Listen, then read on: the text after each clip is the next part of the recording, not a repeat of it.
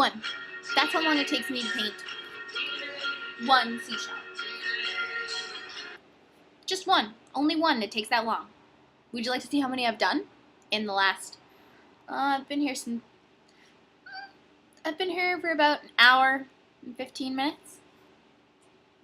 I managed to paint about 23 seashells. Now what you have to keep in mind is that every seashell takes 2 coats of gesso, 3 coats of paint, and depending on what kind of varnish I'm using, the one I have right now sucks, anywhere from 2 to 10 coats of spray varnish. So this is what I've gotten done so far today.